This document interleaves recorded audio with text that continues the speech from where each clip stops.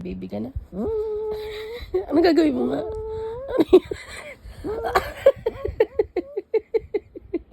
Ang gawin kong dog yan. Sabado nga nito at galing pa nga ako sa trabaho at bigla nga akong namundok. Niyaya nga kami ni Ate Jen dito sa may Bulacan dahil nga itong Maui nag-comment at nag-message nga yata kay Ate Jen nung nakita niya nga ito sa My Day noon. Tinanong ko nga agad si Maui kung gusto niya talaga sumama dahil nga kailangan kong i-manage yung oras dahil may pupuntahan ako sa hapon. Nung sabi niya nga gusto niya, kaya naman message ko kaagad si Ate Jen na sasama nga kami pero uuwi rin kami agad. Nakakatakot nga nung tumawid ako dito kasi akala ko malalaglag ako. Ang dami pa naman naming hawak papunta nga dito sa may bahay kubo. Yung galing ka sa trabaho na sobrang drain at pagod mo sa buong isang linggo tapos ito yung makikita mo. Sobrang relaxing nga at napakalaki nga nitong bahay kubo na to. Actually, hindi to bahay kubo, bahay na talaga ito eh. Yung ganitong simpleng buhay yung gusto mong matambayan kapag stress ka at pagod ka sa buhay mo. Yung parang ang layo-layo mo sa problema at parang tahimik na lugar at kapayapaan lang yung nakikita mo. Sorry sa boses ko guys, medyo masama pa talaga kasi yung pakiramdam ko at sinusore throat na naman at tinaas na naman po si ating girl. Bali, ito nga pala yung kusina nila at pwede ditong magluto sa may kahoy. Ang ganda, no? Yung ganito sa umaga yung makikita mo, tamang kain lang ng pandesal at kape. Nofera na nga kami rito ng santol kaya naman naghakot-hakot na ang mga girlies. Habang ang mga boys is napapagod na nga doon umakyat sa puno para lang kumuha ng santol pero kami dito pinupulit na lang namin. Kaya naman, thank you so much po sa nagbigay nitong santol. Actually, nung inuwi ko to sa bahay namin, sobrang nabitin talaga kami kasi sobrang tamis nga, pati yung balat niya. Ang ganda dito sa labas, no? Lahat na nakikita nyo, hindi akin yan. Charot. Sobrang nahihirapan talaga ako mag-voice over. Ang sakit na lalamunan ko. Inuubo ako at sinisipon, hindi yata. So, nandito na nga kami sa kusina ng bahay na to dahil nga kami ay magluluto na ng ulam namin pang umaga, tanghalian, pati na nga rin sa hapon bago silang umuwi. Sorry guys, pero hindi ko na talaga kayang mag-voice over. Nararamdaman at naririnig nyo ba yung hika ko? Kaya naman mag-background music na lang muna ako.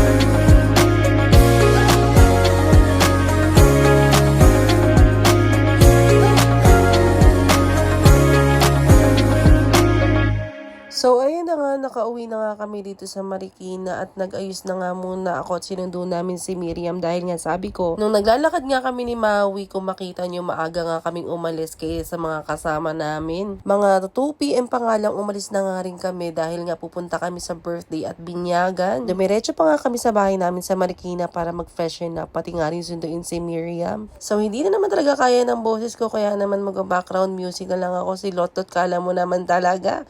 Apakaganda naman ni ating girl.